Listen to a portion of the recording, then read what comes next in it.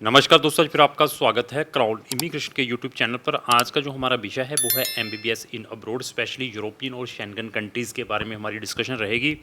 वहाँ पर cut off कैसे बनती है, एडमिशन का क्राइटेरिया क्या है, उसके बारे में मैं थोड़ी-सी आपको इन्फॉर्मेशन प्रोवाइड करूँगा। क्योंकि अभी मेरे पास 50% 55% वाले बच्चे बड़े अप्रोच कर रहे हैं। जो बच्चे डिफरेंट डिफरेंट कंट्री से ऑलरेडी सफ़र्ड हैं, ट्रांसफ़र चाहते हैं, उनके जो परसेंटेज 55% होते हैं, तो उनको वी आर सजेस्टिंग कि आपका जो एडमिशन है वहाँ पर इट इज़ वेरी डिफ़िकल्ट। अच्छी कंट्री से अगर आपने डॉक्टर बनना है तो नेचुरली है, अच्छी कंट्री और अच्छी universities they are looking for cream students. अभी आप यूएसएमएलई का क्लियर करते हैं, पीलैब का एग्ज़ाम क्लियर करते हैं या यहाँ पर नीट में अपेयर्ड होते हैं, तो वहाँ पर they are taking the creams only, जिनके अच्छे परसेंटेज, जिनके अच्छा नंबर आते हैं उनके एंट्रेंस एग्ज़ाम में या आपकी प्रीवियस स्टडीज़ में। इसी तरीके से शेंगन और European countries they are looking the creams कि हाँ, हमें भी अच्छे स्टूडेंट्स चाहिए। तो जो पढ़ने वाले हों, सीरियस हों, जो प्रीवियसली भी सीरियस रहे हों अपनी प्रीवियस स्टडीज़ में। तो ऐसा नहीं है जैसे छोटी-छोटी कंट्री में एडमिशन ईज़िली मिल जाता है, वहाँ पर 45% 40% वाले को 50%, क्योंकि they are looking for money only. Universities are looking for money, they are not looking कि आपका कट ऑफ हम इस वे से बनाते हैं। तो मैं कुछ चीज़ों के बारे में डिस्कस करूँगा, क्योंकि व्हाट्सएवर एडमिशन जब भी हम किसी भी यूनिवर्सिटीज़ में डालते हैं, पब्लिक यूनिवर्सिटीज़ में, स्पेशली शेंगन यूरोपियन कंट्रीज़ में, इन चीज़ों का हम taking into consideration before taking the case. Parents को भी बताते हैं, बच्चे को भी बताते हैं। बच्चे कहते हैं ठीक है सर, हमारे केस के ऊपर रिस्क लें, तो we are putting the application. जब भी आप हमारे पास आते हैं, आपके परसेंटेज कम है, ये लेकर चलिए 75% से कम है, तो वी आर सजेस्टिंग 3 कंट्रीज़ और कम से कम 10 यूनिवर्सिटीज़ में डालें, तब जाकर आपको अच्छी कंट्रीज़ में एडमिशन आ पाएगा, यूरोपियन या शेंगन कंट्री में। अभी आप कहेंगे सर मैं तो एक ही यूनिवर्सिटी में डालना, 2 में डालना, मैं एप्लीकेशन फ़ीसें इतनी नहीं भेज सकता, तो फिर आपका लक रहेगा व्हाट्सएवर जब भी आपने एडमिशन लेना है। हमारा फ़र्ज़ है आपको फैक्ट बताना है, ये फैक्ट हम उसी टाइम बता देते हैं before registration of your case. और सबसे ट्रांसपेरेंसी क्या है, हमारे व्हाट्सएवर सर्विस चार्जेस है वो ओपनली बताए जाते हैं।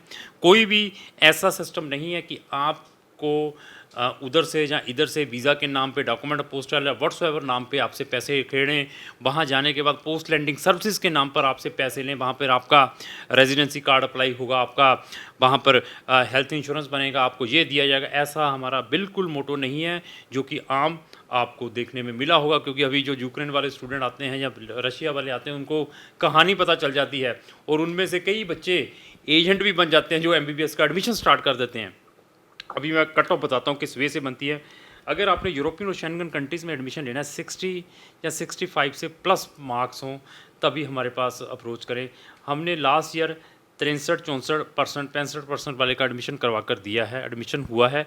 लेकिन इस साल लॉट ऑफ कंपटीशन है ड्यू टू यूक्रेन बंद होने के कारण, और हमारी बहुत सारी वीडियोज़ आने के कारण लोग, बच्चे और पेरेंट्स बहुत अवेयर हो चुके हैं यूरोपियन और शेंगन कंट्रीज़ में एडमिशन्स के लिए।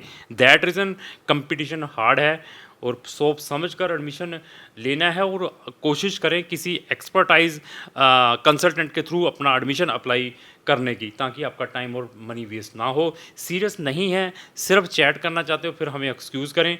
बहुत सारे कंसल्टेंट हैं जो मीठी मीठी गोलियां देकर आपके केस रजिस्टर कर सकते हैं, बट हमारा मोटो वो नहीं है, क्योंकि हमारे पास टाइम ही नहीं है। तो हम मीठी गोलियां भी किस वे से देंगे। चलो इन्होंने ये बताया कि आपके पास 65 या 70% मार्क्स होने चाहिए। और हम जब भी कट ऑफ बनाते हैं, सबसे पहले हम आपके बायो के, केमिस्ट्री के और फिजिक्स के नंबर देखते हैं 10th के। तो वो 10th के नंबर देखने के बाद उन्होंने एक फार्मूला यहाँ पर रखा है, n divided by m multiply by 70। तो अभी आप देख लीजिए, n में आपके आपके बायो के नंबर है जो आपने ऑब्टेंड किए हैं, आउट ऑफ m कितने में लिए हैं, 100 में से आए हैं, उसको मल्टीप्लाई 70 करने के बाद जो आपके परसेंटेज बनेंगे, उसके अकॉर्डिंग वो आगे आपके कट ऑफ बनाएंगे। फिजिक्स, बायो, फिजिक्स और केमिस्ट्री 10th। 12th के भी इसी तरीके से। 12th के अंदर अगर बच्चों के पास एक्स्ट्रा कुछ, मैं सब्जेक्ट बोलूँगा, लाइफ साइंसेज है, मैथमेटिक्स है, फिजिक्स है, तो उसके भी पॉइंट एक्स्ट्रा मिलते हैं।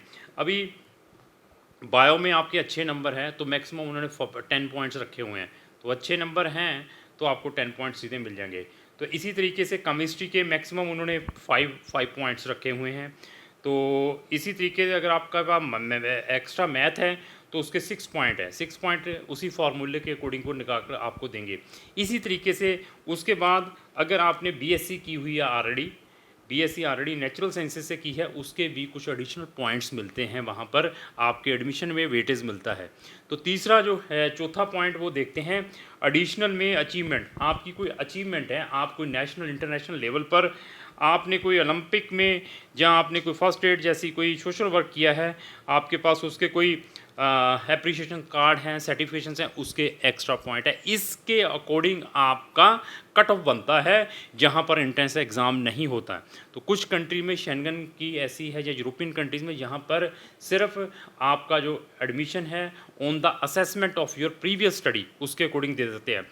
और जहाँ पर एंट्रेंस एग्ज़ाम है तो वो एंट्रेंस एग्ज़ाम को भी इन्हीं चीज़ों के अंदर इंक्लूड करते हैं, फिर जाकर आपको एडमिशन मिलता है। कुछ कंट्री में इसके अलावा आपकी पर्सनल इंटरव्यू भी है जो टेलीफोनिकली ली जाती है, उसके भी एडिशनल पॉइंट मिलते हैं, तब जाकर कट ऑफ बनती हैं।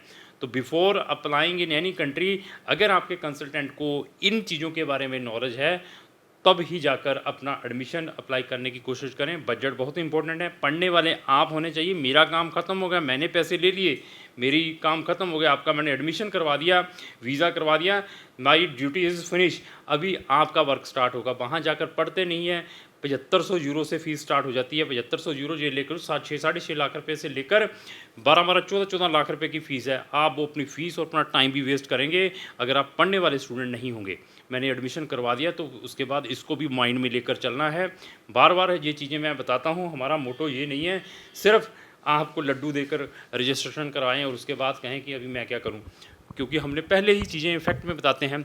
हमारी फ़ीस शेंगन की या यूरोपियन कंट्रीज़ में एमबीबीएस की कंपेरेटिवली जितने भी कंसल्टेंट मार्केट के अंदर हैं उनसे कम्पिटिटिव रहेगी। ये भी हमारा चैलेंज है। और हमारी जो फ़ीस है 80%, 70 से 80% जब वीज़ा आएगा, नॉट एडमिशन, वीज़ा आएगा उस टाइम लेते हैं। 15 से 20 हज़ार रुपये हम एडवांस में लेते हैं।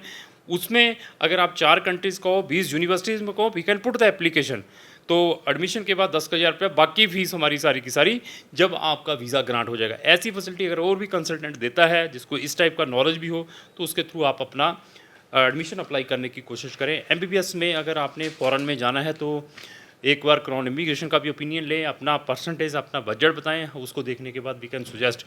हमारे चैनल के ऊपर एमबीबीएस से रिलेटेड बहुत सारी वीडियो, उनको भी देखना चाहते हो हमारे चैनल को ब्राउज करके देख सकते हो। लास्ट में मेरी यही रिक्वेस्ट है, अगर आपको जो मेरी वीडियो अच्छी लगी उसको लाइक एंड शेयर करना होगा। Thank you.